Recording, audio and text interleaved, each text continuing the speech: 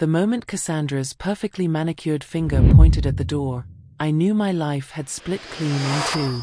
Not the kind of split you see coming, where cracks show up first and give you time to brace yourself. No, this was instant. Like glass shattering under a hammer. "Get out," she said, her voice dripping with something worse than anger. It was satisfaction. "We don't need your pennies anymore, Marjorie." My son stood behind her, 6 feet tall and suddenly unreachable. The same boy I'd rocked through fevers and heartbreaks now couldn't even meet my eyes. His wife's diamond earrings caught the light from the flat-screen TV that was still blaring news about a lottery jackpot. $250 million. Right here in our state. Some lucky person was about to have their whole world change. Funny how that worked out. I stood there in the living room I'd helped pay for, wearing the apron I'd put on to cook their dinner. Gumbo. Darius's favorite. The smell still hung in the air, rich and warm, like everything used to be between us. My hands were still damp from washing the pot. "You're serious," I said quietly. Not a question. Just me trying to wrap my brain around what was happening.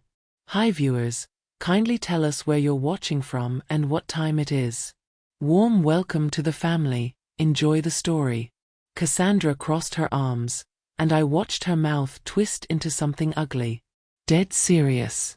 We won the lottery tonight, and frankly, we're ready to start our real lives. Without baggage. Without. She waved her hand at me like I was furniture she was tired of looking at, the past dragging us down. The past. That's what I was now. 62 years of breathing, working, sacrificing, and I'd been downgraded to past tense while I was still standing right there. Darius, I turned to my son. My only child. The baby I'd carried for 9 months and raised for 33 years after that. Baby, what is she talking about? He flinched when I called him baby. Actually flinched. Like the word burned him. Mom, it's not personal. His voice came out rehearsed, like he'd been practicing this speech in the mirror. We just need space. We're building something bigger now. You'll understand eventually.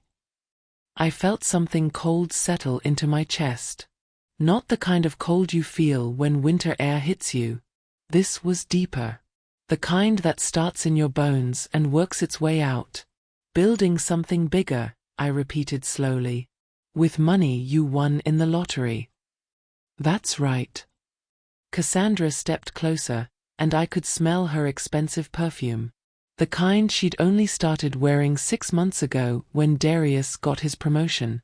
So you can take your things and find somewhere else to live. Tonight would be good. The laugh that came out of me surprised all 3 of us. It wasn't bitter or angry. It was soft. Almost gentle. The kind of laugh you make when you suddenly understand a joke that's been going over your head. Tonight, I said, still smiling. You want me to leave tonight? Yes. Cassandra's eyes were hard as stones. We're done supporting you. Done pretending we're one big happy family. The gravy train stops here, Marjorie. Gravy train. As if the woman who'd worked double shifts at the textile factory to keep the lights on was somehow the freeloader. As if the hands that had stitched her son's Halloween costumes and packed his lunches and held him when his daddy walked out had been taking handouts all these years. I looked at Darius again. Really looked at him. Searching for the boy who used to climb into my bed during thunderstorms. The teenager who'd promised me on his high school graduation day that he'd always take care of me. The young man who'd cried in my arms when Cassandra first said yes to his proposal. He was gone. Or maybe he'd been gone for a while and I'd just been too stubborn to notice. All right, I said softly. I'll go pack my things. Cassandra's smile spread across her face like poison. Smart choice. But I wasn't done talking. Before I do though, I kept my voice steady, almost curious. Can I ask you both something? Darius shifted his weight. Mom, please don't make this harder than. Did you at least read whose name is on that lottery ticket? The room went so quiet I could hear the refrigerator humming in the kitchen. Cassandra's smile faltered. Just for a second. Just long enough for me to see the first hairline crack. What are you talking about? Her voice had lost some of its edge. I kept smiling. That same soft, knowing smile. The ticket, Cassandra. The winning lottery ticket. Did either of you actually look at whose name is written on the back? Darius frowned. Our names, obviously. We won it. Did you though? I tilted my head slightly. Or did someone give you that ticket to check the numbers? Someone whose eyes aren't what they used to be. Someone who might have written their initials on the back before handing it over. I watched the color drain from Cassandra's face. Watched her turn to Darius with something wild creeping into her eyes. Watched my son's expression shift from confused to uncertain to something close to panic. Where's the ticket? Cassandra's voice came out sharp. Get the ticket right now. But I was already walking toward the door, my canvas bag waiting by the coat rack where I'd left it that morning. The same bag I'd been planning to pack my whole life into. Behind me, I heard them scrambling. Heard drawers opening. Heard Cassandra's voice rising higher and higher. Find it. Darius, find the ticket now. I picked up my bag and turned back one last time. They were both frantically searching through papers on the dining room table, their faces pale as ghosts, their hands shaking. I'll be staying at the rental down the street, I said to no one in particular. You know, the one with the peeling paint. If you need to reach me. Cassandra whipped around, and in that moment, I saw it. The fear. The realization that maybe, just maybe, she'd been celebrating someone else's fortune. You're bluffing, she spat. But her voice wavered. I didn't answer. Just opened the door and stepped out into the cold night air. Behind me, I heard Cassandra scream something at Darius. Heard papers scattering. Heard my son say something that sounded like, "Oh God." The door closed behind me with a soft click, and I started walking down the driveway. My breath made little clouds in the freezing air. My bag felt heavier than it should have, but my chest felt lighter. Because in my coat pocket, pressed flat against my heart, was an envelope I'd found 2 weeks ago while unpacking some old receipts. An envelope containing a lottery ticket. The lottery ticket. With 2 small letters written on the back in my own careful handwriting. M.E. Marjorie Elkins. So tell me, have you ever watched someone celebrate stealing from you, only to realize too late what they'd actually done? Have you ever had to choose between staying quiet and speaking truth, even when that truth might burn your whole world down? Drop your thoughts in the comments because this story is just getting started, and what happens next is going to blow your mind.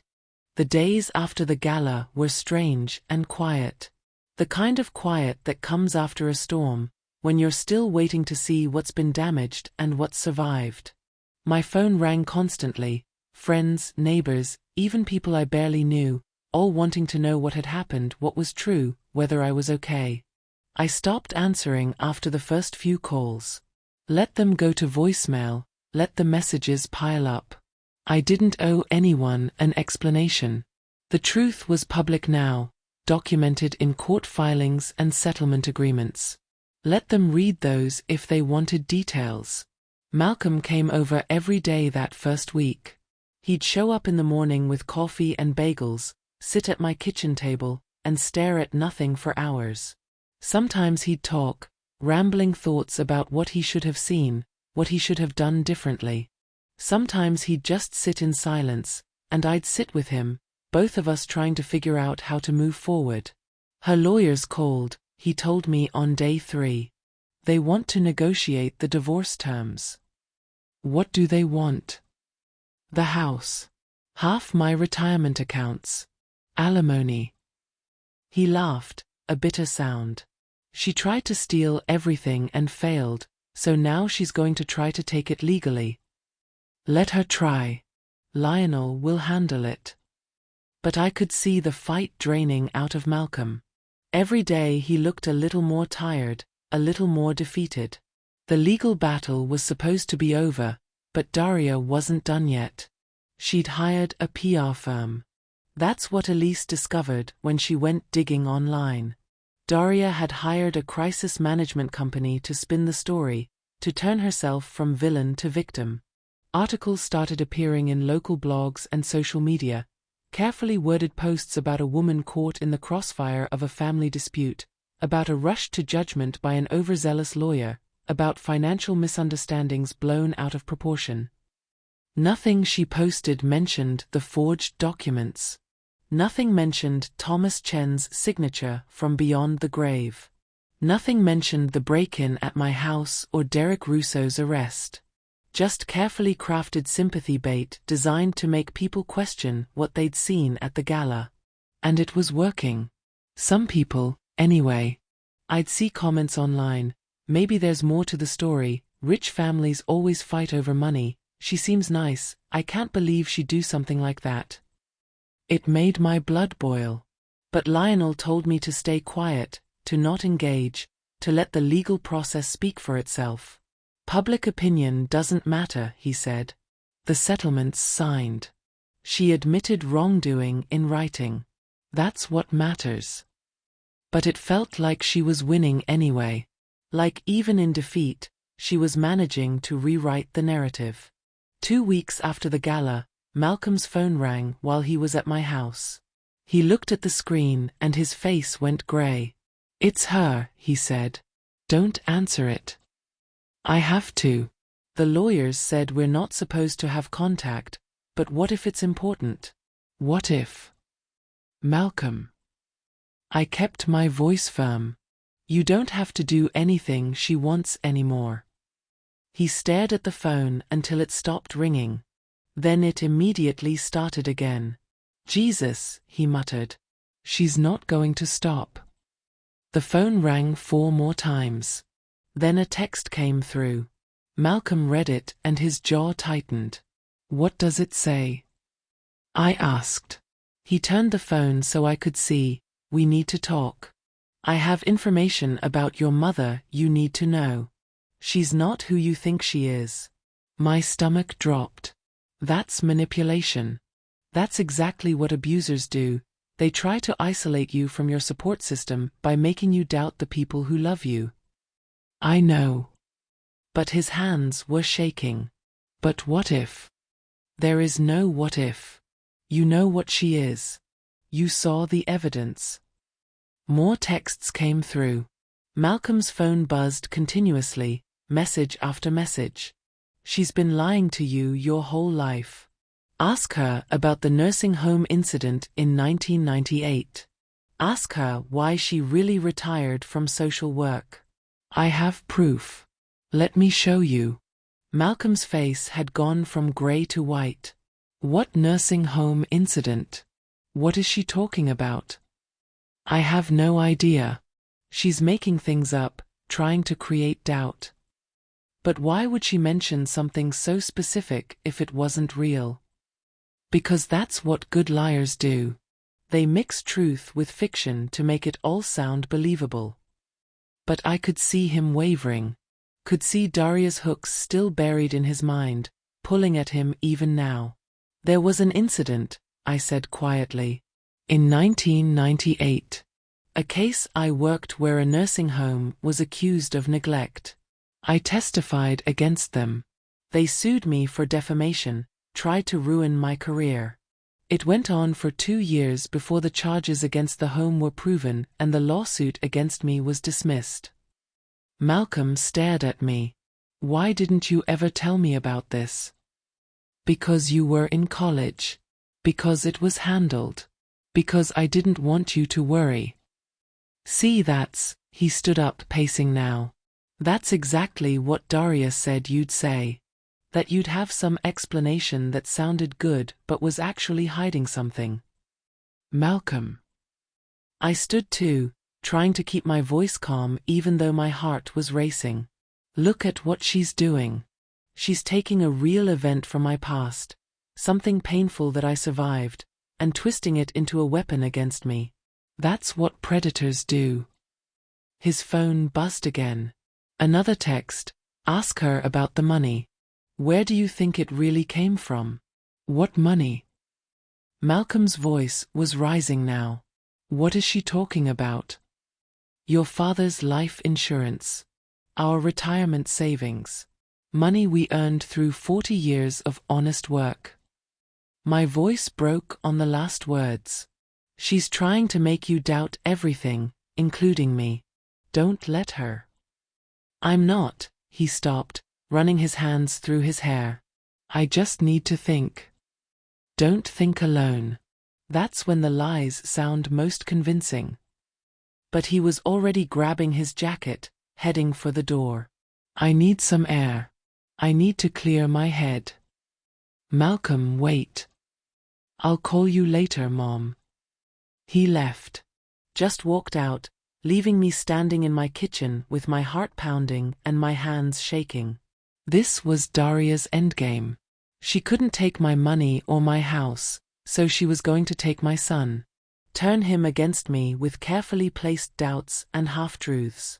Make him question everything until he didn't know what to believe anymore. I called Lionel immediately. She's trying to turn Malcolm against me.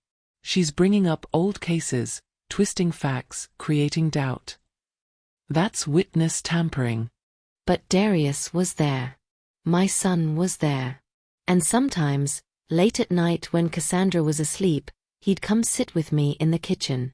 We'd talk about the old days. About the coffee can and the bus stops and the discount shoes.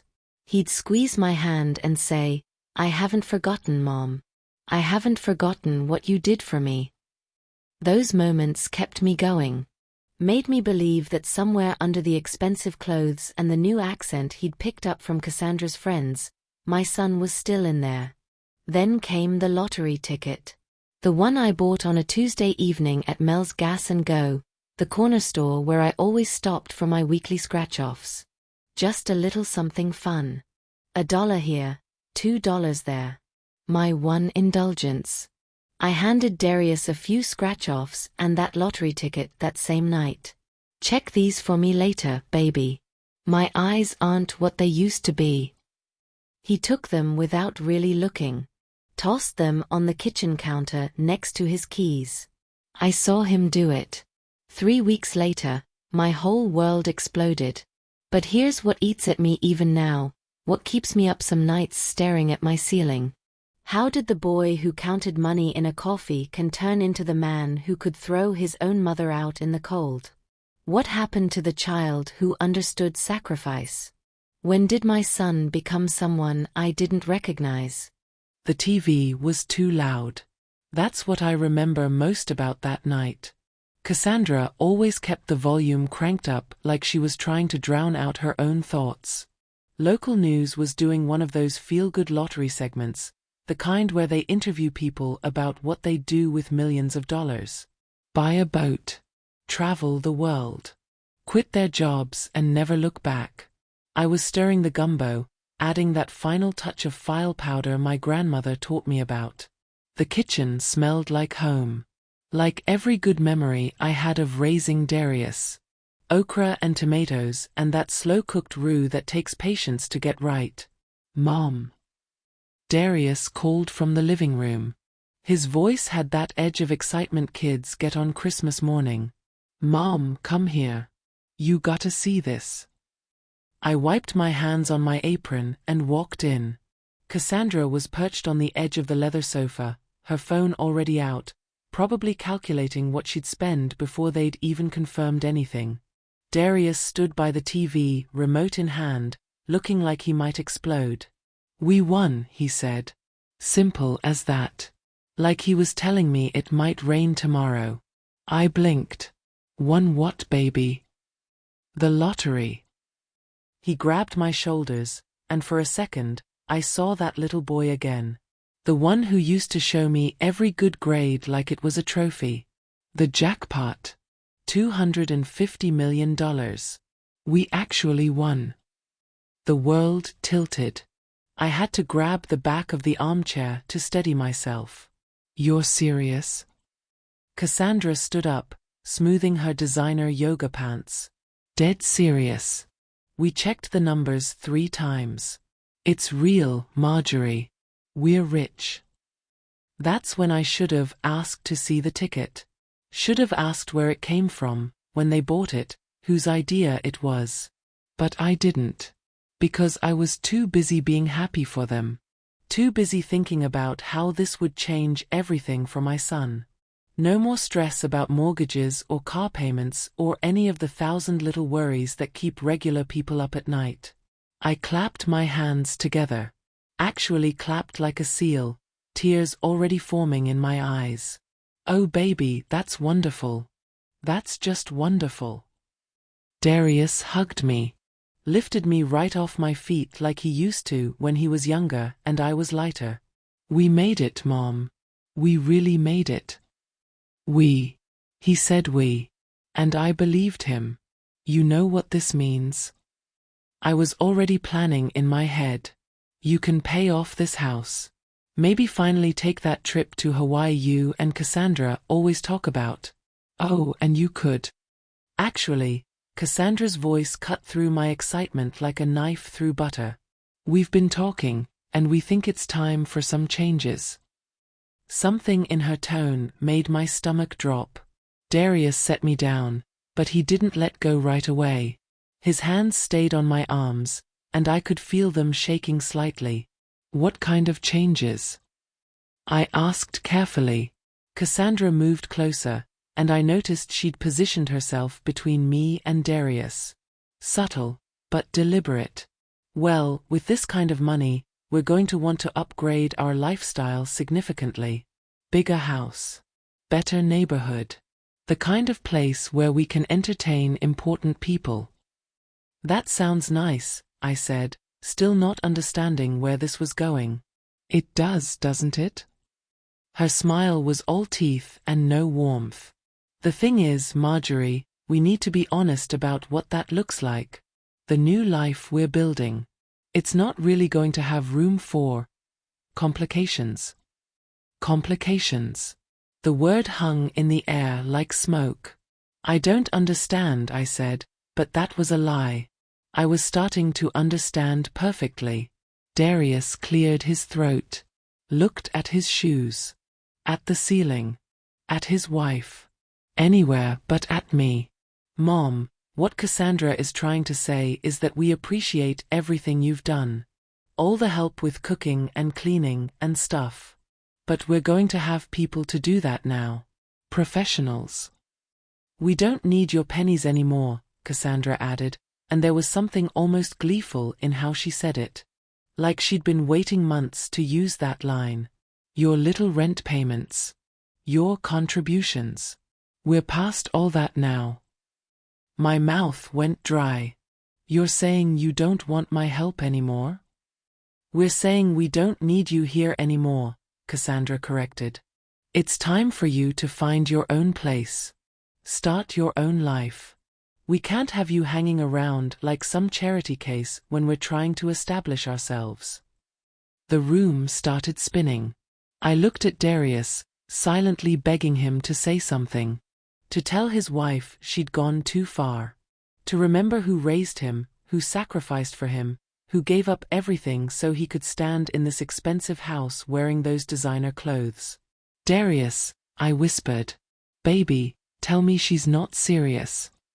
He flinched. Actually flinched like I'd hit him. Mom, it's not personal. We just need space. This money is going to change everything, and we need to be free to make decisions without worrying about me, I finished for him. You're worried about me being an embarrassment. That's not what I said. But it's what you meant. I could feel tears building, but I refused to let them fall. Not yet. Not in front of her. After everything, this is what you think of me?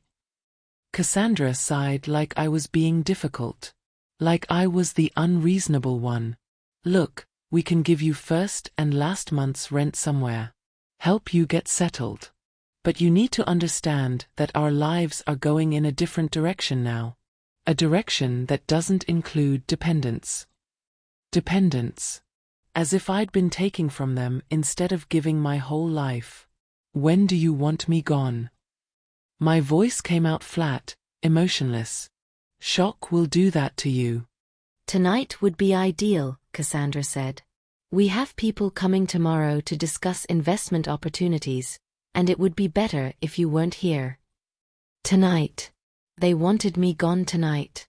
I looked around the living room, at the curtains I'd hemmed, the throw pillows I'd sewn, the family photos where I'd been carefully cropped out or pushed to the edges. How had I not seen this coming? All right, I heard myself say. Let me just turn off the stove.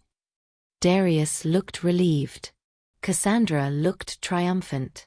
And I felt something inside me that had been bending for 33 years finally start to crack. I walked back to the kitchen on legs that didn't quite feel like mine. Turned off the burner under the gumbo. Watched the bubbles slow and stop. All that care. All that love. Simmered down to nothing. That's when the question hit me. Sharp and sudden like a slap. The lottery ticket. The one I'd bought 3 weeks ago. The one I'd handed to Darius to check because my eyes were tired. Had he ever even looked at whose name was on it? I turned around and walked back to the living room. Cassandra was already on her phone, probably texting her friends about her good fortune. Darius was staring at the TV like it held all the answers to questions he was afraid to ask. And that's when I asked mine. But you already know what happened next, don't you? You saw their faces turn pale. Saw them scramble. Saw the beginning of their perfect world starting to crumble. What you don't know is what I was thinking in that moment. Standing there watching greed and panic fight for control of my son's face. I was thinking about that coffee can. About every sacrifice I'd made. About the difference between teaching someone to value money and teaching them to value people. I was thinking I'd failed him somehow. But maybe, just maybe, it wasn't too late for him to learn. The rental was 4 blocks away, but it might as well have been on another planet. I walked slow, even though the November wind cut through my coat like it was made of paper. Each step felt heavier than the last, like my body was trying to tell me something my brain didn't want to hear. Turn around. Go back. Fight harder. But I kept walking. The streetlights flickered on as I turned onto Maple Street. This neighborhood was the kind real estate agents called transitional, which is a nice way of saying it was falling apart but hadn't completely died yet. Porches sagged. Paint peeled. Chain-link fences leaned at angles that defied physics. Number 47 had a for rent sign in the window that had been there so long the sun had bleached it white on one side. I'd called about it 2 days ago, when some part of me must have known this was coming. The landlord, a man named Gus who smelled like cigarettes and regret, had handed me the keys without asking many questions. $300 a month. First and last due on move-in. Available immediately. I fit the key in the lock and pushed. The door stuck, swollen from humidity and age. I had to put my shoulder into it. When it finally gave way, the smell hit me first. Mildew and old carpet and something else I couldn't quite name. The ghost of lives lived hard and left behind. 1 bedroom. Kitchen with linoleum so old the pattern had worn away in the traffic paths. Bathroom with rust stains in the tub. Living room with carpet the color of dirty dishwater. The previous tenant had left a folding chair in the corner, like they'd given up trying to take everything with them. I set my canvas bag down on the floor. It made a soft thump in the silence. That's when it hit me. Really hit me. I was alone. At 62 years old, I was starting over in a place that smelled like failure. I walked to the kitchen and turned on the tap. The pipes groaned and complained before coughing up brown water that eventually ran clear. I filled the one pot I'd brought with me and set it on the ancient electric stove. Waited for it to boil so I could make tea. Waited because it was something to do. Something to focus on besides the growing hole in my chest. The folding chair creaked when I sat down. I wrapped my hands around the chipped mug I'd grabbed from Darius's kitchen on my way out. He probably wouldn't even notice it was gone. It was from a set I'd bought him for his first apartment. Home sweet home, it said in faded letters. The irony wasn't lost on me. I must have sat there for an hour, maybe more. Watching steam rise from my tea. Watching shadows creep across the walls as night settled in for real. My mind kept replaying the scene. Cassandra's face. Darius's silence. The way he'd looked everywhere except at me. These were the hands that had bathed him as a baby. Fed him. Held him when he cried. Worked until they ached so he could have a better life than mine. I spread my fingers and looked at them in the dim light. Old woman hands now. Veins standing out like rivers on a map. Joints starting to swell from arthritis. Still strong, but getting tired. Had it all been for nothing? The thought crept in quiet, but it hit hard. Maybe Cassandra was right. Maybe I was just deadweight. An old woman clinging to a son who'd outgrown her. Maybe the world had moved on and left me behind, still clutching my values and my pride like they were worth something in the new economy of greed. I thought about my mother then. She died when I was 35, throat cancer from working in a textile mill for 40 years. I'd held her hand in that hospital room, and she'd looked at me with eyes that were already seeing somewhere else. "You're a good woman, Marjorie," she'd whispered. "Don't let this world make you forget that." But what good did being good do when your own son couldn't even look at you? When being good just meant being disposable? The tea went cold in my hands. I didn't bother reheating it. Just sat there in that folding chair in that falling apart rental, feeling myself getting smaller and smaller. Like I was disappearing. Like maybe I'd already disappeared and nobody had bothered to tell me. The worst part wasn't the house or the smell or the loneliness. The worst part was the quiet. I'd gotten used to noise. The TV always going. Cassandra's phone calls. Darius coming and going. Even when they ignored me, at least there were sounds of life happening around me. Here, there was nothing. Just me and the occasional car passing outside and the pipes groaning in the walls. This was what the end looked like. This was what you got for a lifetime of sacrifice. A $300 a month room that smelled like someone else's mistakes. I thought about calling someone. But who? I didn't have many friends. Working 2 jobs for most of your life doesn't leave much time for building friendships. The women I'd known from the textile mill had scattered when the place closed down 8 years ago. Some moved away to find work. Others just faded from my life like smoke. My sister lived in Florida, but we hadn't spoken in 3 years. Some argument I couldn't even remember anymore. Pride on both sides keeping the phone from ringing. So I sat. And I thought. And I felt something inside me start to break. Maybe I should just accept it. Take whatever money Darius offered and disappear for real.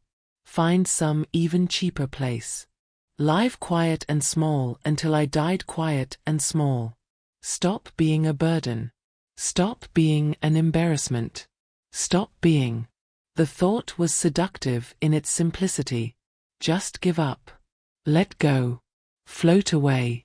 I actually stood up to throw the cold tea down the sink and call it a night. Start fresh tomorrow with a new attitude. Find a way to be grateful for whatever scraps they threw my way. That's when I saw it. My canvas bag, still slumped in the corner where I'd dropped it. And sticking out of the side pocket, barely visible, was the edge of an envelope. An old manila envelope I'd grabbed from the junk drawer when I was packing. The one I'd found 2 weeks ago while organizing receipts. My hands moved without my brain telling them to.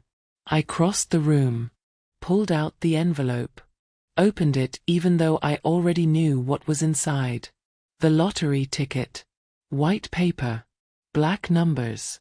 And on the back, in handwriting I'd recognize anywhere because it was mine, 2 small letters written in blue ballpoint pen. M.E. Marjorie Elkins. I'd bought this ticket 3 weeks and 2 days ago, to be exact. Tuesday evening at Mel's Gas and Go. I remembered it now with perfect clarity. The store had been quiet. Mel's grandson was working the register, the one who was always polite and called me ma'am. I'd bought milk, bread, and 3 scratch-offs. Then, on a whim, I'd grabbed one more thing. A Powerball ticket. My numbers. The ones I always played. My birthday. Darius's birthday. My mother's birthday. And 2 random pics. I'd brought it home and written my initials on the back. Force of habit. Always labeled things so I'd know they were mine. Then I'd asked Darius to check it for me when he got home from work. My eyes had been tired. The numbers too small. Check these for me later, baby, I'd said. My eyes aren't what they used to be. He'd taken them, tossed them on the counter, promised to check them, and then 3 weeks of silence. Until tonight. Until he claimed he'd won. But whose name was on this ticket? I held it up to the light, and something shifted in my chest. That breaking thing I'd felt earlier? It was still breaking, but different now. Not breaking down. Breaking through. This wasn't over. Not even close. Tomorrow, I decided. Tomorrow I'd start asking questions. Real questions. The kind that required real answers. But first, I needed to sleep. Or try to. In this place that wasn't home but might become something else. Something like a battlefield command post.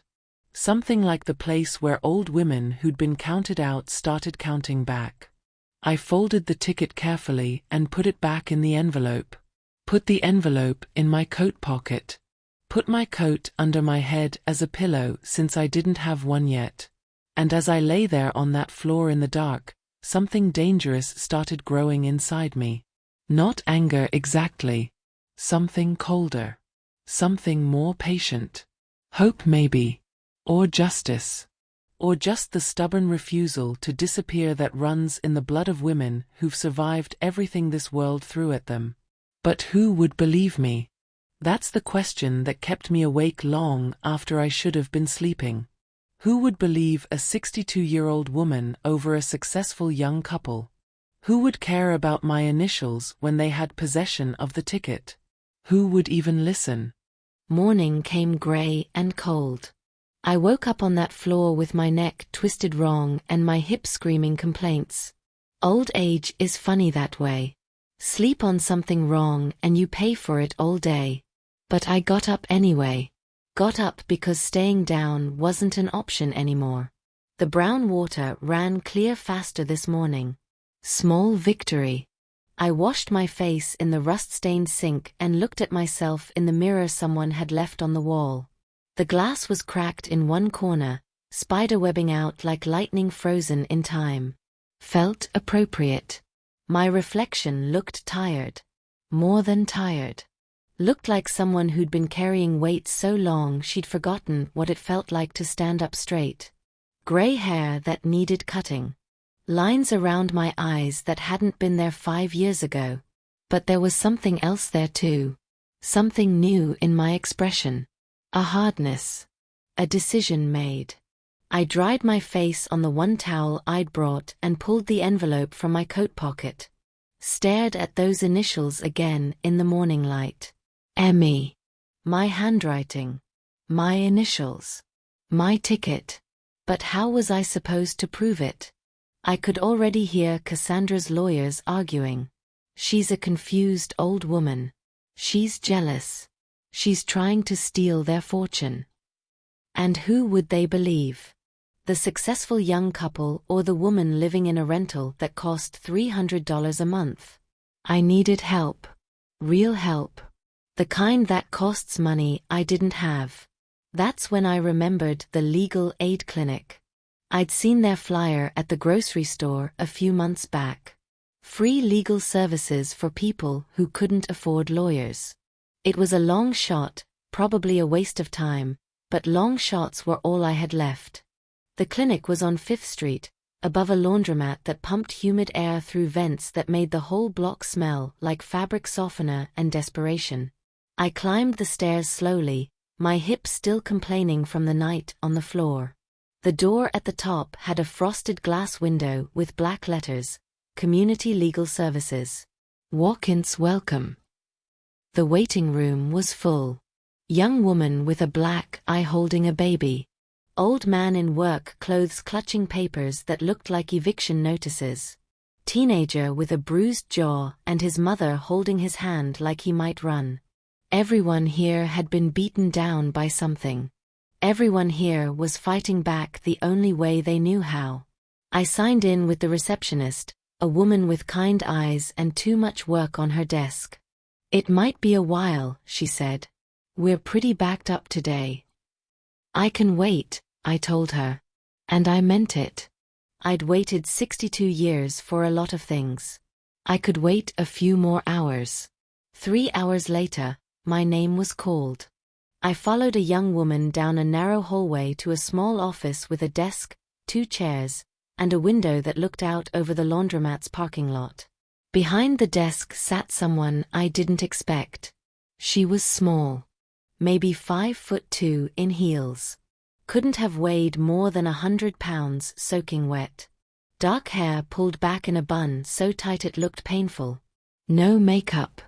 Glasses with thick frames that made her eyes look huge. She wore a grey cardigan that had seen better days and a white blouse buttoned all the way to her throat. Everything about her said she'd be easy to overlook. Easy to underestimate. Easy to dismiss. Then she looked up at me, and I saw her eyes. Sharp. Intelligent. Calculating. The kind of eyes that saw 3 moves ahead in every conversation. Ms. Elkins. Her voice was quiet but clear. I'm Pilar Marin. Please sit down. I sat and placed the envelope on her desk. I need help with something.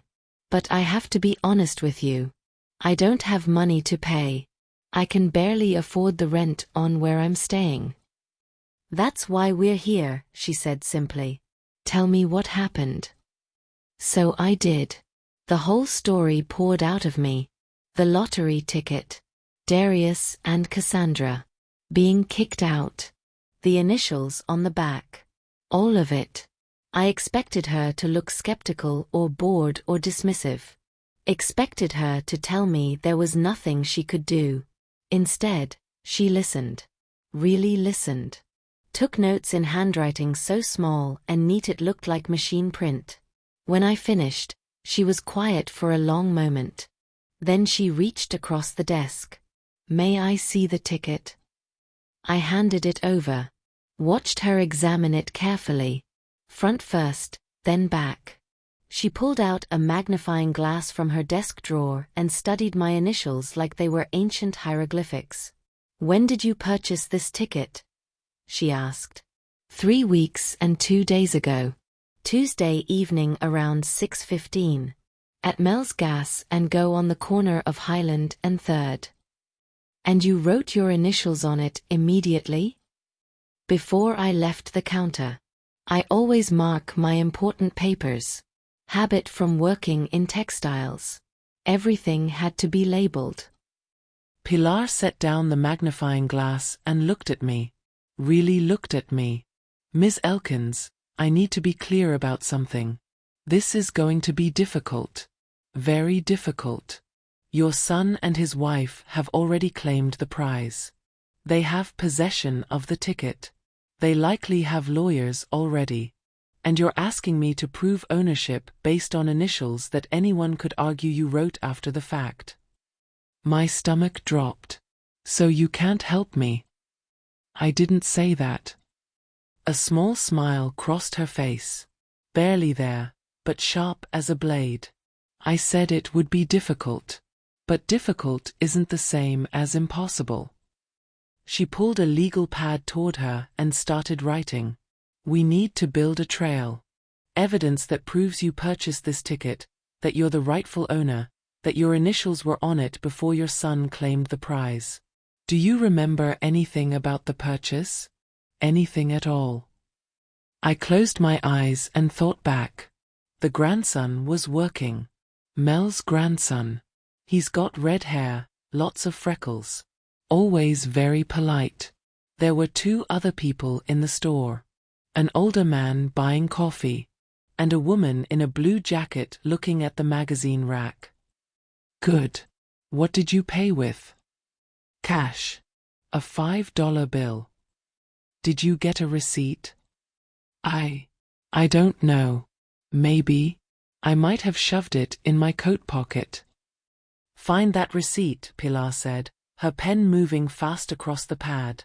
What else? Think. The smallest details matter here. I wore my blue coat. The one with the brown buttons. I had my grocery bag with me, the reusable kind with the sunflowers on it. I remember because I set it on the counter and Mel's grandson moved it so it wouldn't be in the way. Pilar wrote everything down. Security cameras? Mel has cameras. I've seen them. Then we need that footage. We need the register tape. We need testimony from the grandson. We need to prove beyond doubt that you purchased this ticket at that time on that date. She looked up. And we need to move fast. The longer this drags out, the harder it gets. Why are you helping me? The question came out before I could stop it. You could probably make more money doing something else. Why take a case like mine? Pilar was quiet for a moment. Then she took off her glasses and rubbed her eyes. When she put them back on, something had shifted in her expression. Something personal. My mother cleaned houses for 30 years, she said softly. Raised 3 kids on minimum wage and determination. When she got sick, her employers didn't even send flowers. Just replaced her like she'd never existed. I became a lawyer because of women like her. Like you. Women the world tries to erase. She picked up the lottery ticket again. This is your proof, Ms. Elkins. This is your proof that you existed in this story. And I'll be damned if I let anyone erase you. Tears pricked my eyes, but I blinked them back. What do we do first? First, we get that footage from Mel's store. Then we start building a case that makes it impossible for anyone to ignore you. She stood up and extended her hand.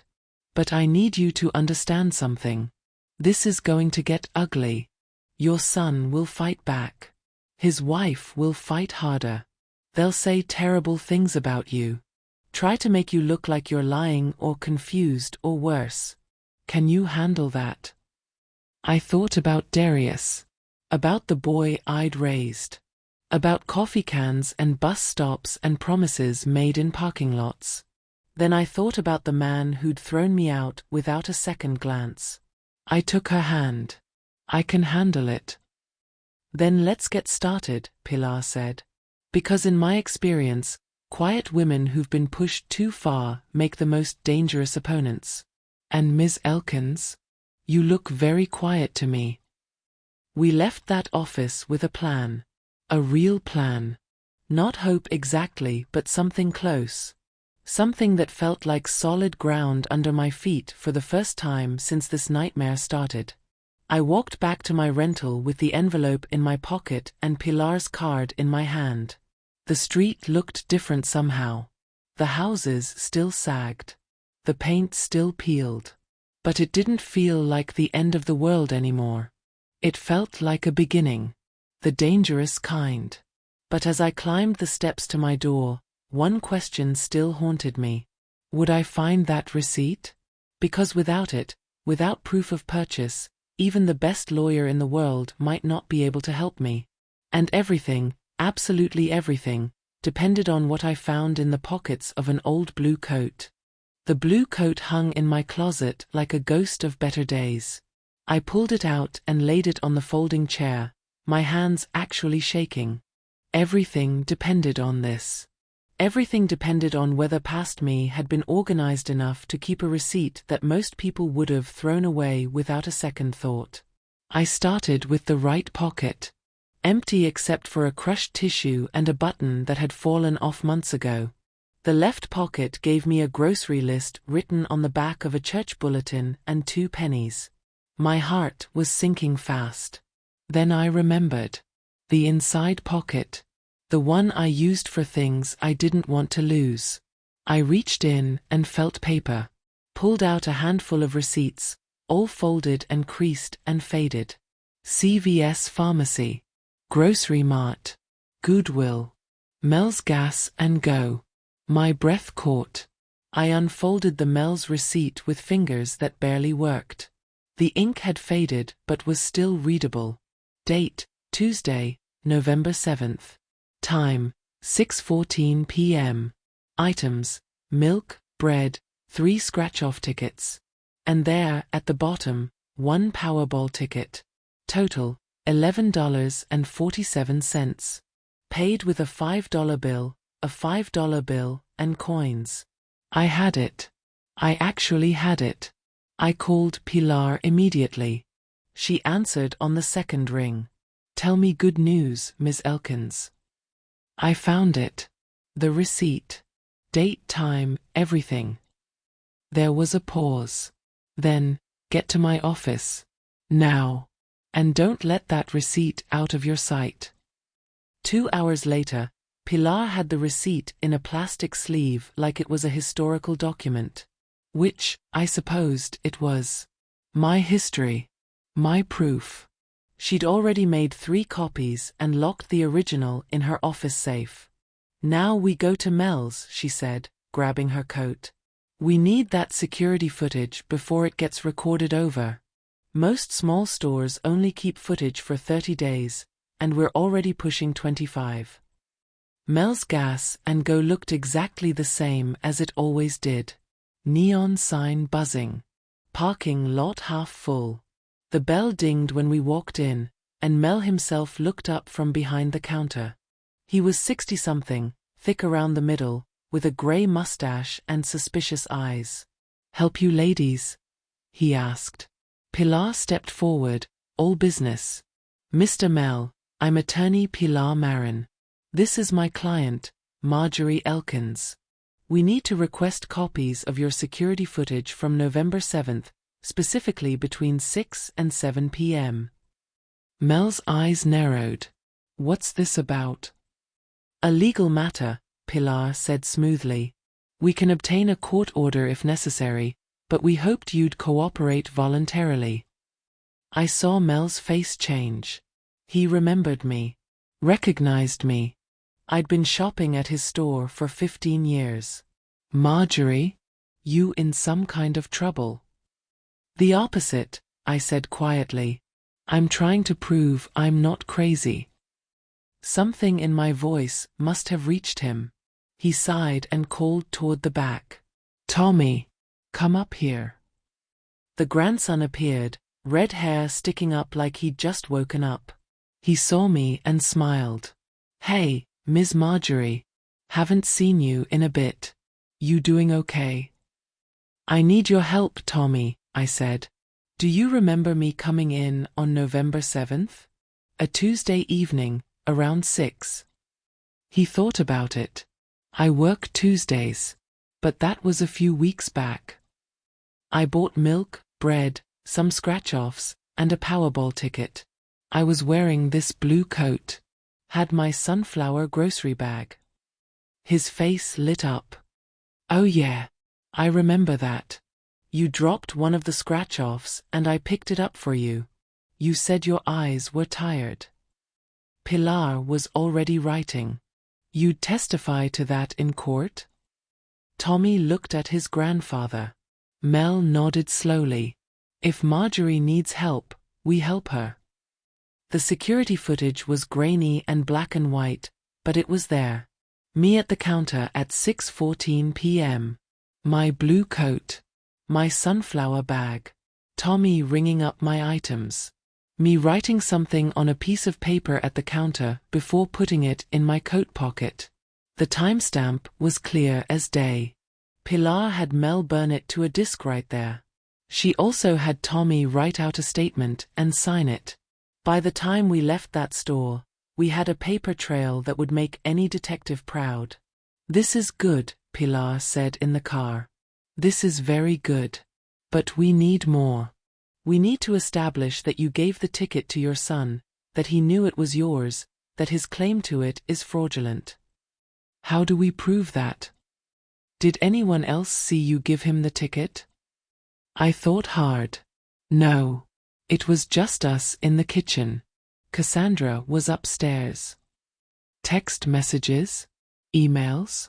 Any written communication about it? I shook my head. We just talked in person. Pilar was quiet, thinking. What about financial records? Can we show that you've been contributing to their household?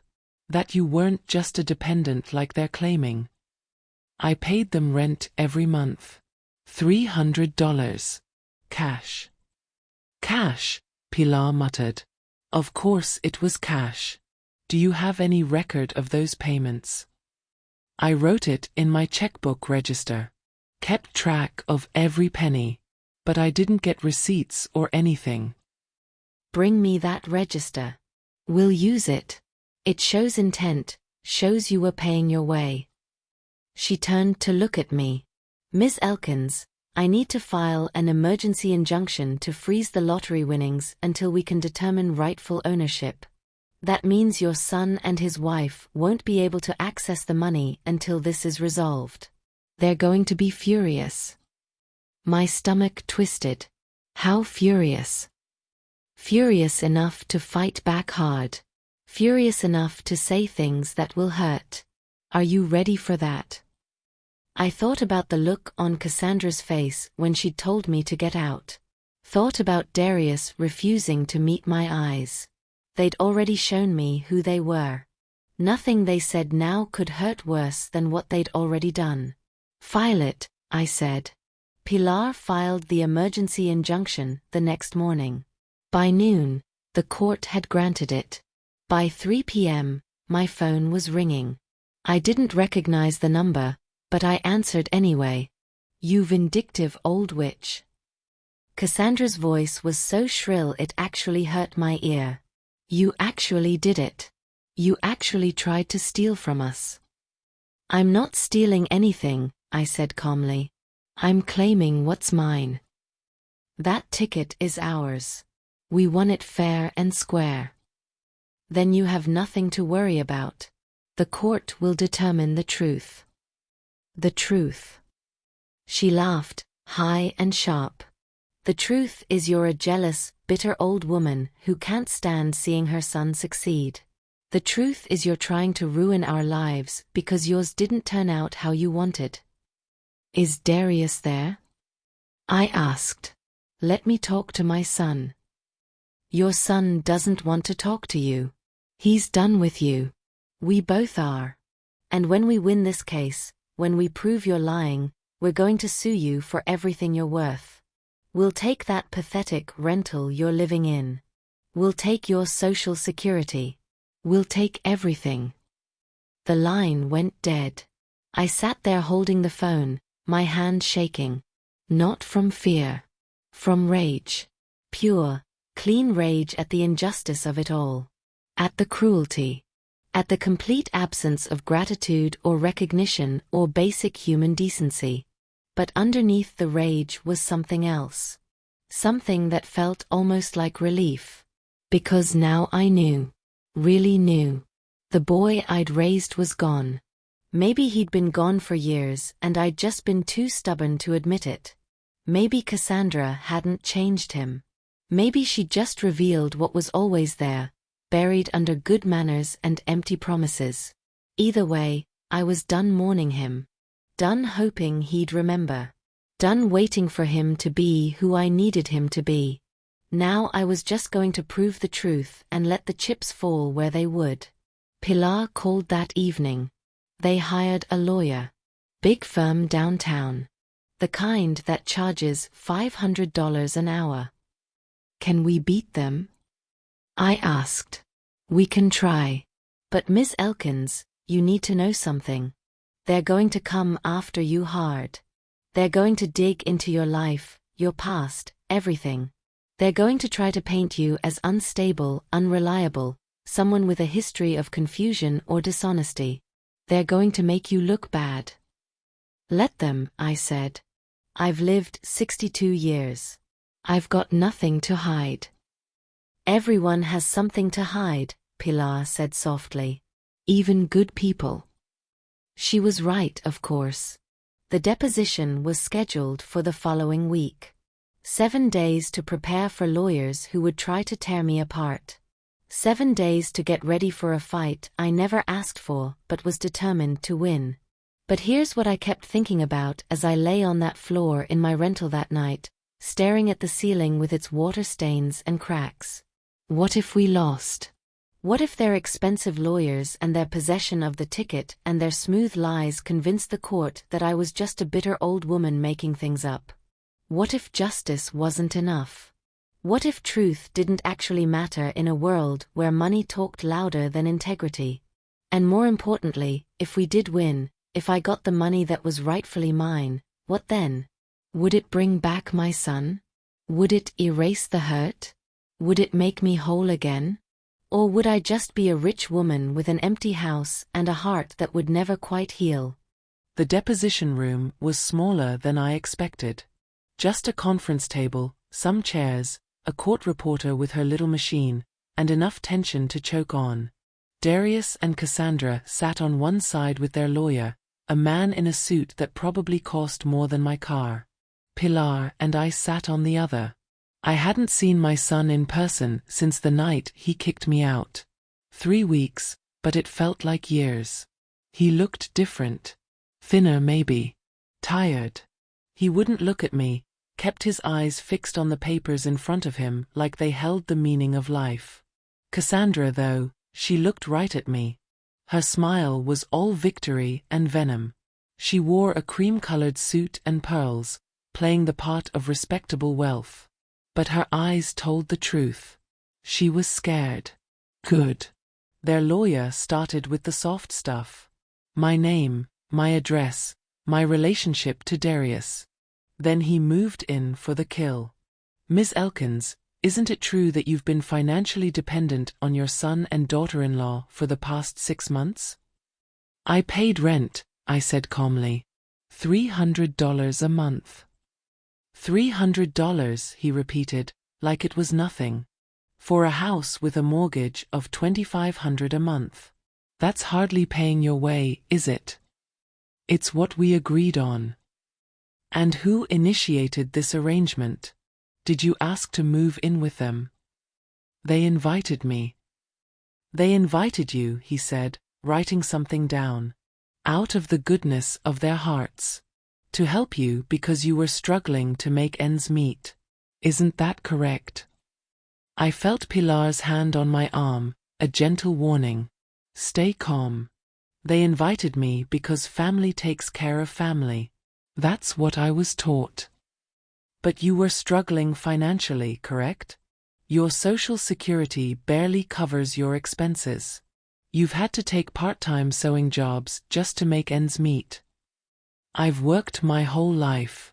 I'm not ashamed of that. No one's suggesting you should be ashamed, Ms. Elkins. I'm simply establishing that you have a financial motive to claim this lottery ticket as your own. There it was. The accusation wrapped in polite language. I wanted to scream at him.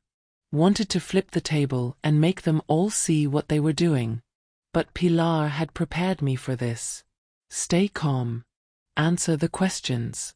Don't take the bait. I have a receipt, I said. Security footage. A witness. I have proof I bought that ticket. We'll get to that. First, I want to talk about your relationship with your son. Would you say you've been happy with how your life has turned out? What kind of question is that? A simple one. Are you happy, Ms. Elkins? Or do you harbor resentment toward your son for achieving success while you continue to struggle? Pilar objected. The lawyer rephrased. But the damage was done. He'd planted the seed. Bitter old woman, jealous of her successful son. That's the story they wanted to tell. The questions went on for 2 hours. They picked apart every detail of my life. Why didn't I have more savings? Why wasn't I closer with my sister? Had I ever been treated for depression or anxiety? Did I take any medications that might affect my memory? Through it all, Darius said nothing. Just sat there like a statue while his lawyer tried to destroy the woman who'd raised him. Finally, it was Pilar's turn. She stood up slowly, straightened her cardigan, and smiled that sharp little smile I was learning to recognize. Mr. Elkins, she said, looking right at Darius. When did you claim the lottery prize? He cleared his throat. November 8th. The day after the drawing. And how did you come into possession of the winning ticket? It was in my house. I checked the numbers and realized we'd won. Where in your house? On the kitchen counter. Just sitting there? On the kitchen counter. Yes. And you have no memory of how it got there? Who purchased it? Where it came from? Darius shifted. I assumed my wife bought it. Pilar turned to Cassandra. Mrs. Elkins, did you purchase this ticket? I don't remember, Cassandra said quickly. We buy lottery tickets all the time. I couldn't say specifically. All the time, Pilar repeated. Can you show me records of these other ticket purchases? Receipts? Bank statements showing regular lottery spending. Their lawyer objected. Pilar withdrew the question, but the point was made. They had no proof of regularly buying tickets because they didn't regularly buy tickets. Mr. Elkins, do you recognize your mother's handwriting? Darius finally looked at me. Just for a second. Yes. And the initials on the back of the ticket, M.E., could those be your mother's initials? They could be anyone's initials. But they could be hers. I suppose. And isn't it true that your mother asked you to check some lottery tickets for her on November 7th? That she specifically said her eyes were tired and needed your help? The room went quiet. Darius glanced at his lawyer. I don't recall that specific conversation. You don't recall, Pilar said softly. Even though it was less than a month ago. Even though it was the same day you claimed to have won $250 million. You don't remember your mother asking you to check tickets for her. I talked to my mother about a lot of things. I can't remember every conversation. But you remember finding the ticket on your counter the next day. You remember that clearly. Yes. How convenient. Pilar pulled out a folder. I'd like to enter into evidence security footage from Mel's Gas and Go, dated November 7th, showing Ms. Elkins purchasing lottery tickets at 6:14 p.m. I'd also like to enter a receipt showing the same purchase, and a sworn statement from the store clerk who served her. Their lawyer started objecting, but Pilar talked right over him. The footage clearly shows Ms. Elkins writing something on a piece of paper at the counter before placing it in her coat pocket. The same coat she wore the night she gave you tickets to check. The same tickets you now claim as your own. I watched Darius's face change. Watched the confidence crack. He remembered. I could see it in his eyes. He remembered me handing him that ticket. Remembered my words. Check these for me later, baby. He just hadn't cared. Or worse, he'd cared and decided to pretend he didn't. The deposition ended with both sides agreeing to nothing except that we'd see each other in court. As we packed up to leave, Cassandra leaned across the table. "You're pathetic," she hissed. "Fighting over money like it's all that matters." You really think winning this will make him love you again? I looked her right in the eyes. I'm not fighting for love. I'm fighting for truth. Something you wouldn't recognize if it bit you. Outside, Pilar was practically glowing. That went better than I hoped. Did you see your son's face when I asked about the conversation? He knows. He absolutely knows you gave him that ticket. But will it be enough? I asked. For a judge? Maybe. For a jury if it goes that far? Absolutely. She put her hand on my shoulder. We're going to win this, Ms. Elkins. I can feel it. I wanted to believe her. Wanted to trust that truth and evidence and justice would prevail. But I'd lived long enough to know that sometimes the universe doesn't care about fair. Sometimes the bad guys win and the good guys go home empty-handed. That night, my phone rang again. Same unknown number.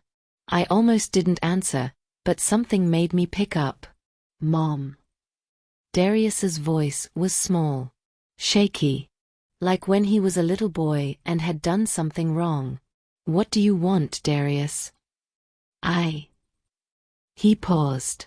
I could hear him breathing. I wanted to call you. To talk. Without Cassandra around. I'm listening. I remember, he whispered. I remember you giving me the ticket. I remember what you said. When I checked the numbers and saw we'd won, I didn't think. I just got caught up in it. In the excitement. And then Cassandra started planning and spending and it felt real, you know? Like we'd finally made it. So you knew, I said. You knew it was my ticket and you took it anyway. I didn't mean to. I swear I didn't mean to. It just happened so fast and then you asked about the name on the ticket and I panicked. Cassandra told me we had to stick to the story. That if we admitted the truth now, we'd look like thieves. You are thieves, I said quietly. You stole from your own mother. I know. His voice broke. I know, and I'm sorry. I'm so sorry, Mom. But what am I supposed to do now? Cassandra will leave me if I back down. Her family will destroy me. Her lawyer says we can win this if we just stay strong. So you're choosing her, I said. After everything. After I gave you my whole life.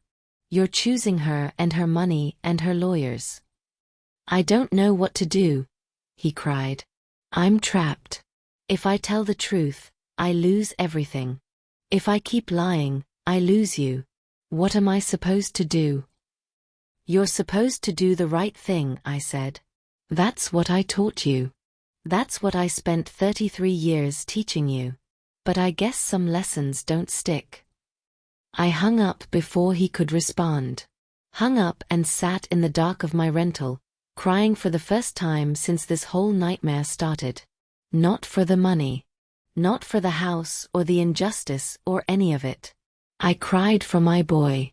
For the child who used to believe that doing right mattered more than having much. For the man he could have been if greed and fear hadn't gotten in the way. But even as I cried, I knew something had changed. Darius had admitted the truth. To me, at least. And somewhere in the back of my mind, I wondered if Pilar could use that.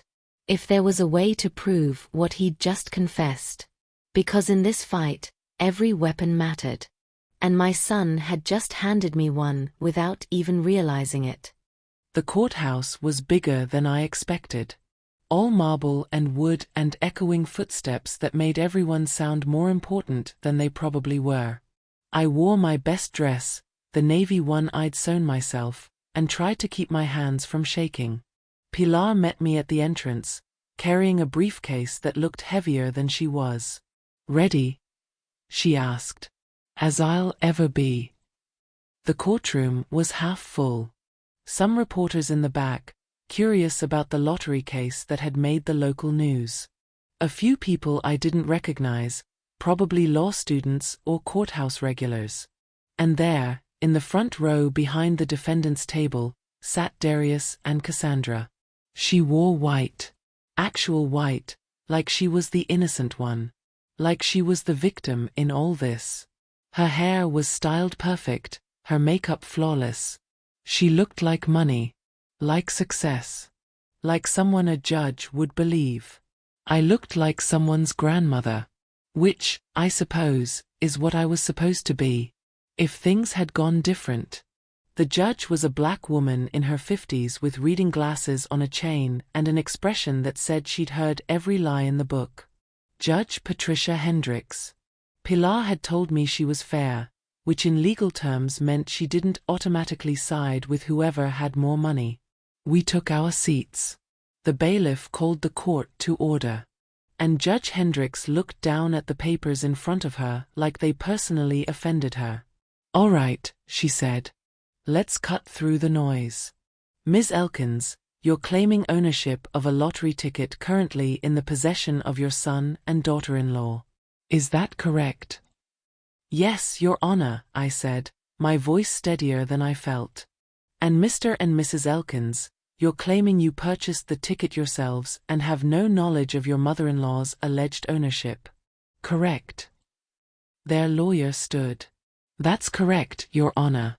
Ms. Elkins is attempting to fraudulently claim a prize that rightfully belongs to my clients."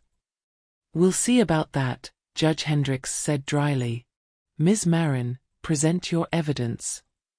Pilar stood, and it was like watching a different person emerge. The quiet little woman in the cardigan transformed into something sharp and unstoppable. She presented the receipt. The security footage. Tommy's sworn statement. Bank records showing I'd been paying rent. My checkbook register documenting every payment. The lottery ticket itself with my initials clear as day. "The evidence shows," Pilar said, her voice carrying through the courtroom, "that Marjorie Elkins purchased this ticket on November 7th at 6:14 p.m. That she marked it with her initials. That she gave it to her son to check because her eyesight was failing. And that her son, upon discovering it was a winning ticket, claimed it as his own and subsequently evicted his own mother from his home." "That's a lie," Cassandra burst out. Her lawyer grabbed her arm, but she shook him off. "She's making this up because she's jealous. Because she can't stand that we're successful." "Mrs. Elkins," Judge Hendricks said, her voice cold. "You will remain silent unless I ask you a direct question. Do you understand?" Cassandra sat down, her face red, but her eyes were pure hatred pointed right at me. Their lawyer presented his case. He tried to argue that the initials could have been added later. That my testimony was unreliable. That I had financial motive to lie. He painted me as desperate and dishonest, willing to destroy my own family for money. But he couldn't explain the receipt. Couldn't explain the footage. Couldn't explain why I'd marked the ticket with my initials before the drawing even happened. Then Judge Hendricks asked the question that changed everything. "Mr. Elkins, did your mother give you lottery tickets to check on or around November 7th? Darius stood slowly. I watched him glance at his lawyer, at his wife, at the floor. "Anywhere but at me." "Mr. Elkins," the judge repeated. "This is a yes or no question." The silence stretched out so long I could hear my own heartbeat. Then, so quietly I almost didn't hear it, Darius said, "Yes." The courtroom erupted. Cassandra grabbed Darius's arm, hissing something at him. Their lawyer looked like he'd been punched. Pilar squeezed my hand under the table. "Order." Judge Hendricks slammed her gavel. "Mr. Elkins, are you saying your mother did give you lottery tickets on that date?" "Yes," he said, louder now. "She asked me to check them. Said her eyes were tired. I told her I would." He finally looked at me, and his eyes were full of tears. "I'm sorry, Mom. I'm so sorry." "Mr. Elkins, did you check those tickets?" The next day, November 8th, I checked them and one was a winner. I didn't think. I should have told her right away, but I didn't, and then it got complicated and I didn't know how to fix it.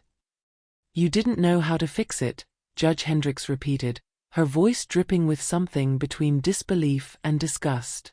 "So instead of returning your mother's winning ticket, you claimed it as your own, evicted her from your home, and fought her in court." "That's your testimony." Darius's lawyer stood up fast. "Your Honor, my client was confused about the timeline. He's not admitting to any wrongdoing." "Sit down," the judge said. "I didn't ask you." The lawyer sat. Judge Hendricks took off her glasses and rubbed her eyes. When she put them back on, she looked directly at me. "Ms. Elkins, in your own words, what do you want from this court?" I stood up. My legs were shaky, but my voice was clear. "Your Honor, I want what's mine. I bought that ticket with my own money. I marked it with my own hand. I trusted my son to check it for me because that's what family does. They trust each other. I don't want to punish him. I just want the truth to matter more than lies. I want proof that I existed in this story." The judge was quiet for a long moment. Then she said, "I've heard enough. I'm going to issue my ruling now rather than take this under advisement." My heart stopped. This was it. This was the moment everything either came together or fell apart. Based on the evidence presented, Judge Hendricks said, including the receipt, security footage, witness testimony, and Mr. Elkins's own admission that his mother gave him lottery tickets to check, I find that Marjorie Elkins is the rightful owner of the disputed lottery ticket. The emergency injunction freezing the funds will remain in place pending transfer of the winnings to Ms. Elkins. Mr. and Mrs. Elkins, any funds you've already accessed from this prize must be returned immediately. The gavel came down. The sound echoed through the courtroom like a gunshot. "We'd won. I'd won." Cassandra was screaming something at Darius, at her lawyer, at anyone who would listen. Darius just sat there with his head in his hands. Reporters were rushing forward, shouting questions. Pilar was trying to shield me from the chaos. But all I could do was stand there, feeling something I hadn't felt in months. Not happiness exactly. Not victory. Just a quiet, solid certainty that I hadn't been erased after all. That my voice still mattered. That truth, even when it had to fight like hell, could still win. We walked out of that courthouse into bright sunshine that hurt my eyes. Pilar was already fielding calls from reporters, from the Lottery Commission, from people who wanted a piece of the story. But I just wanted to go home. Back to my rental with the peeling paint and the rust stains. Because I'd learned something in all of this. Home isn't about marble counters or big TVs or expensive furniture. It's about waking up knowing you can look at yourself in the mirror without flinching. It's about laying your head down at night with your integrity intact. And for the first time in a long time, I had that back. But as we walked to Pilar's car, I saw him. Darius. Standing by a pillar, away from Cassandra and the lawyers and the chaos. Just standing there looking lost. Our eyes met. And for just a second, I saw my boy again. The one who'd counted money in a coffee can. The one who'd promised to take care of me. He mouthed 2 words, "I'm sorry." I nodded. Once. Not forgiveness exactly. Not yet. But acknowledgement that I'd heard him. That somewhere under all the damage and greed and fear, there might still be a chance for something resembling truth between us. Or maybe not. Maybe some things, once broken, stay broken. Maybe some distances are too far to cross. But at least now I had a choice. At least now I had the power to decide what came next. And that, more than any amount of money, was worth fighting for. The lottery commission processed everything faster than I expected. Within a week, I had a meeting scheduled with their representatives to claim the prize. Pilar came with me, still in her grey cardigan, still looking like someone you'd underestimate right up until she destroyed you. The lottery office was nicer than you'd think. Leather chairs. Coffee that didn't taste like dirt. A woman named Patricia with kind eyes who walked me through the paperwork like I was the first person who'd ever won. You can take it as a lump sum or annual payments, she explained. The lump sum is $147 million after taxes. The annual payments work out to about $10 million a year for 25 years, also after taxes. Numbers that didn't feel real. Numbers that belonged to someone else's life. But Pilar was taking notes, asking questions about investment options and tax implications. Making it real whether I was ready or not. What would you recommend? I asked Patricia. She smiled. Everyone asks that. And honestly, it depends on what you want to do with the money. Some people take the lump sum and invest it. Some people like the security of guaranteed income. What matters most to you? What mattered most? That was the question, wasn't it? Security, I said finally. I've never had security. I want to know that no matter what happens, I'll be okay. That I won't end up on someone's floor again, wondering if I matter. Patricia nodded like she understood. Then I'd suggest the annual payments. $10 million a year is more than enough to live comfortably, invest wisely, and help others. And you'll never have to worry about spending it all too fast. So that's what I chose. $10 million a year for the rest of my life. More money than I could spend in a lifetime, even if I tried. The meeting took 3 hours. Signatures and forms and financial advisors who materialized out of nowhere to offer their services. Pilar vetted them all with questions that made my head spin. By the end, I had a team. An accountant. An investment manager. A tax attorney. People whose job was to make sure I didn't mess this up. First payment will hit your account in 30 days, Patricia said, shaking my hand. Congratulations, Ms. Elkins. I hope this changes your life for the better. I walked out of that office into a world that looked exactly the same but felt completely different. The sun was still shining. Cars were still honking. People were still rushing past without seeing me. But I wasn't the same woman who'd walked in. Pilar drove me back to my rental. We sat in her car for a few minutes, neither of us quite ready to end this chapter. So what now? She asked. I don't know, I admitted. I never thought past winning. Never let myself hope that far. You could buy a house. Travel. Do all the things people dream about. I could, I agreed. But that's not what matters, is it? Pilar looked at me with those sharp eyes. What matters to you, Marjorie? I thought about the courtroom. About watching Darius admit the truth. About Cassandra's screaming and the reporter's questions and the way Judge Hendricks had looked at me like I was worth defending. I want to help people like me, I said slowly. Women who get erased. Who work their whole lives and have nothing to show for it. Who get pushed out by family or circumstances or just bad luck. I want them to know they matter. That their stories count. That's a good goal, Pilar said. A really good goal. Will you help me? I asked.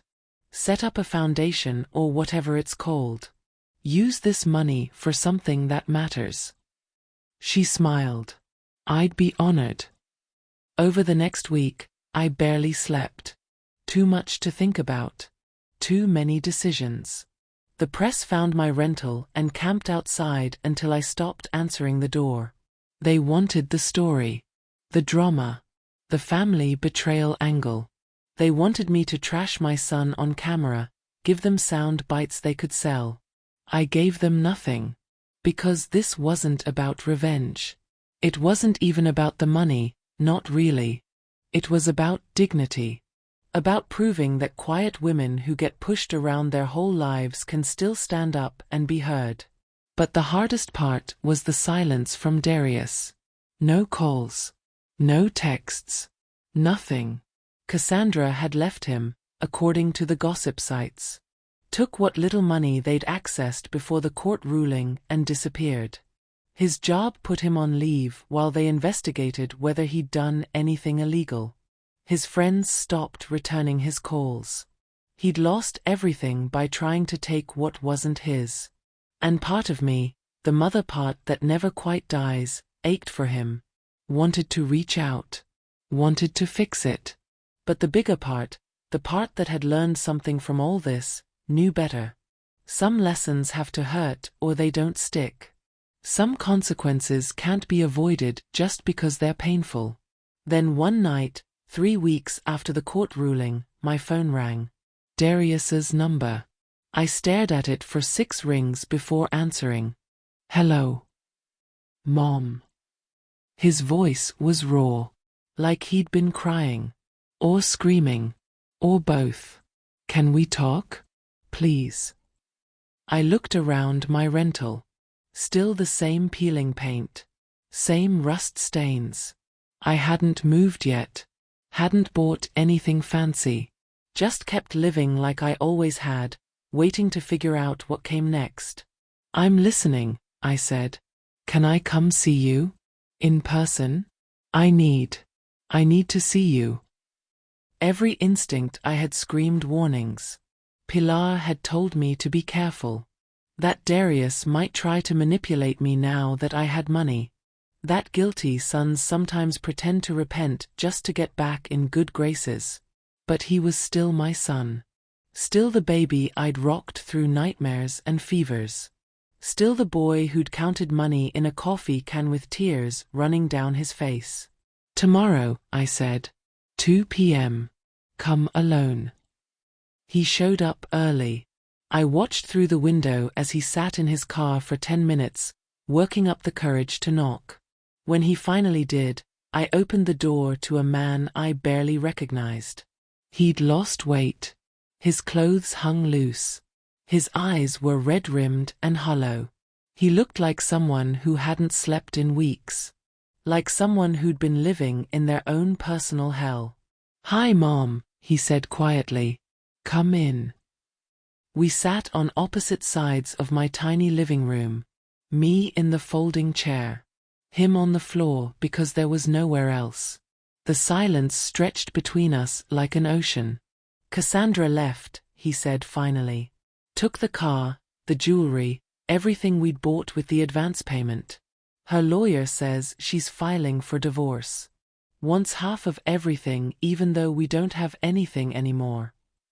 I heard, I said. Work suspended me. Pending investigation. They say I brought negative attention to the company. My friends won't talk to me. Her family is threatening to sue me for emotional distress. I'm staying in a motel on Route 9. The cheap one with the flickering sign. He laughed, but it sounded broken. Funny, right? I kicked you out so I could live better, and now I'm living worse than you ever did. Why are you here, Darius? He looked up at me, and I saw tears. Real tears. Not the manipulative kind. The kind that come from somewhere deep and true. Because I'm ashamed. Because I've spent 3 weeks trying to figure out how I became the kind of man who could do what I did to you, and I still don't have an answer. Because you deserved better than me. Yes, I said simply. I did. I keep thinking about that coffee can. About you making me count every dollar. About all those years you worked yourself sick so I could have chances you never had. And I threw it all away. Threw you away. For money I didn't even earn. You did, I agreed. So why did you let me in? Why are you even talking to me? I was quiet for a long time, trying to find words for something I barely understood myself. Because I'm trying to figure out if the boy I raised is still in there somewhere. Or if I lost him years ago and just didn't want to admit it. I don't know if he is, Darius whispered. I don't know who I am anymore, Mom. I look in the mirror and I see a stranger. Someone I don't like. Someone I'm ashamed of. Good, I said. That's a start. He looked at me, surprised. Good. Shame means you know you did wrong. Means there's still something human in there. The question is what you do with it. Do you wallow in it and expect sympathy? Or do you use it to become better? I want to be better. I swear I do. But I don't know how. I stood up and went to the kitchen. Made tea the way I used to when he was young and troubled. Brought him a cup and sat back down.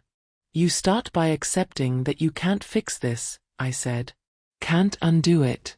Can't make it right with apologies or tears or promises. What you did, it broke something between us. Maybe forever. I know, he said, his voice cracking. But, I continued, you can choose to be different going forward. Not for me. Not to get back in my good graces or access my money or any of that. You be different because being the person you were makes you sick.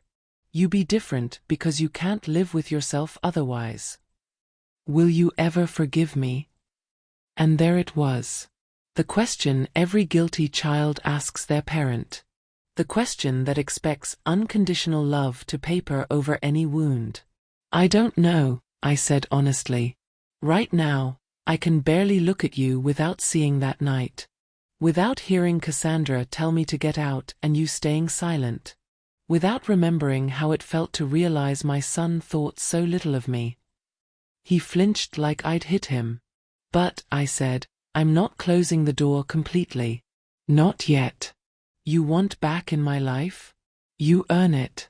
Not with words. With actions. With time. With becoming someone I can trust again. And that might take years, Darius. Years of you being a man of integrity when nobody's watching. When there's no benefit to it. When it's just you and your conscience. I'll do it, he said quickly. Whatever it takes. We'll see, I said. Talk is cheap. Always has been. He finished his tea and stood to leave. At the door, he turned back. What are you going to do? With the money? Help people, I said. Women who've been erased like I was. Give them chances. Give them proof they matter. Something flickered across his face. Pride maybe. Or regret that he'd almost destroyed that possibility. That's good, Mom. That's really good. I know, I said. After he left, I sat in my folding chair and cried. Not because I was sad exactly. Not because I was happy. Just because I needed to let something out that had been building for weeks. I cried for the boy he'd been. For the man he might become. For the years we'd lost and the trust we'd broken. For all the complexity of loving someone who'd hurt you and not knowing if redemption was possible or just another story we tell ourselves so we can sleep at night. But underneath the tears was something solid. Something that felt like ground under my feet. I'd fought for my truth and won. I'd stood up when standing up was hard. I'd proven that erasure wasn't permanent if you had the courage to write yourself back into your own story. And whether Darius found his way back or not, whether forgiveness came or not, I'd still have that. The knowledge that Marjorie Elkins mattered. That her voice counted. That her life, even at 62, wasn't over yet. It was just beginning. And this time, I got to write the next chapter myself.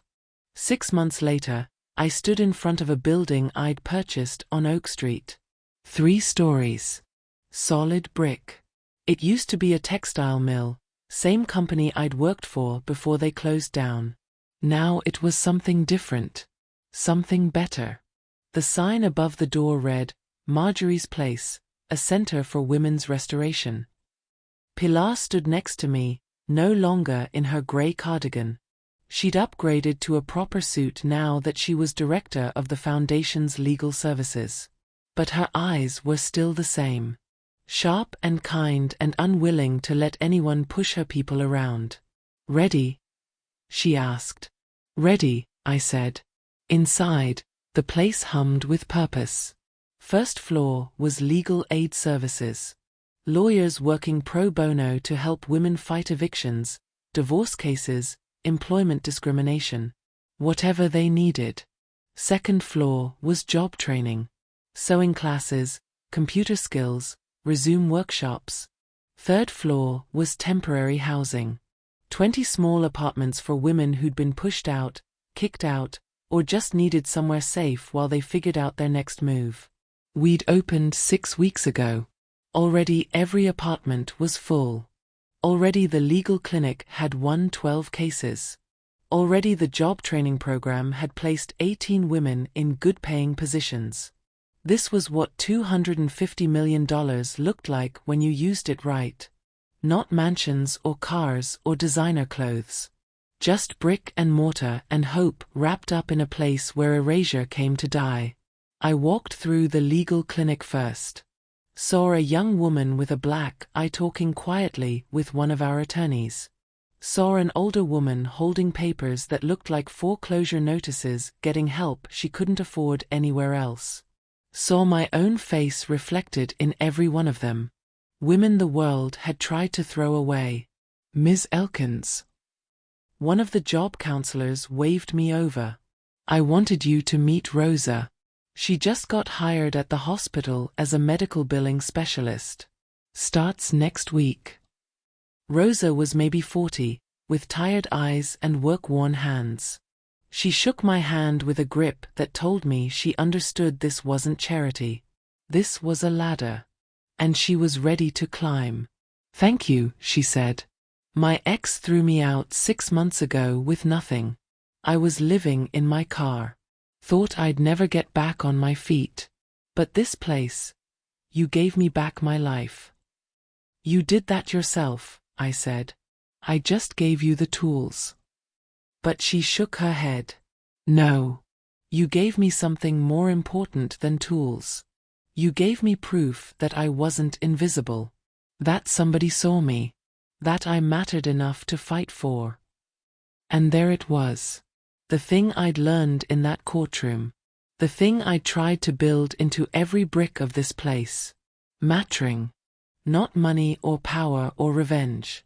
Just the simple, radical act of telling someone they exist. I climbed to the 3rd floor to check on the apartments. Knocked on the door of Unit 7. An elderly woman answered. Margaret. 73 years old.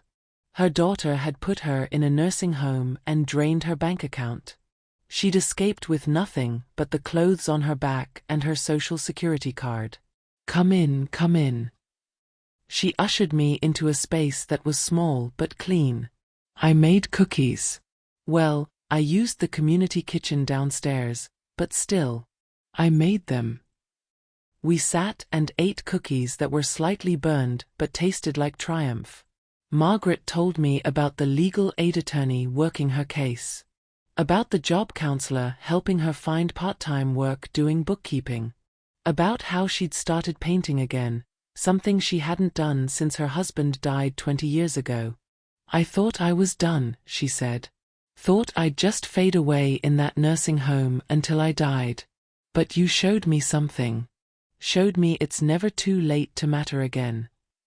I stayed in her apartment longer than I meant to, listening to her stories, looking at her paintings, bearing witness to a life that deserved to be seen. That was my job now. Not running the foundation day to day. Pilar and her team did that better than I ever could. My job was simpler and harder. I showed up. I listened. I looked women in the eye and said, "I see you. You're not invisible. Your story counts." Because I knew what it felt like to be erased. And I knew what it took to write yourself back. When I left the building that evening, the sun was setting over the old neighborhood. I didn't live in the rental anymore. I'd bought a small house on Maple Street. 2 bedrooms, a garden, a porch where I could sit and sew when the mood struck me. Nothing fancy. But mine. My phone rang as I was walking to my car. Darius. We talked once a week now. Sometimes twice. Slow conversations about small things. He'd gotten a new job, warehouse management. Not as prestigious as before, but honest work. He'd moved into a 1-bedroom apartment and was learning to live on a budget. He'd started therapy. Started taking accountability for the man he'd become and the man he wanted to be. Last month, he'd asked if he could volunteer at the foundation. Not in any official capacity. Just helping move furniture, fixing things that broke, whatever needed doing. I told him to ask Pilar. To apply like anyone else. To earn it. He had. And Pilar, after vetting him like she vetted everyone, had said yes. So now my son spent Saturdays repairing door hinges and unclogging drains and slowly, brick by brick, building something that looked like redemption. We weren't fixed. Might never be fixed. But we were talking. And sometimes that's enough. Hey Mom, he said when I answered. Just wanted to let you know I'll be there Saturday. Pilar says the 3rd-floor bathroom needs some work. All right, I said. I'll see you then. Mom. Yeah. I'm proud of you. Of what you built. Of who you are. I was quiet for a moment. I'm proud of who you're becoming, I said finally. Keep going. I will. I love you. I know, I said. And I meant it.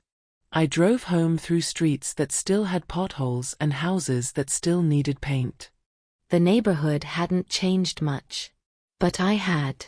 I'd learned that money doesn't heal wounds, but truth can start the process. That justice is worth fighting for even when the fight is hard. That being erased only lasts as long as you let it. At home, I made tea and sat on my porch. Watched the stars come out one by one.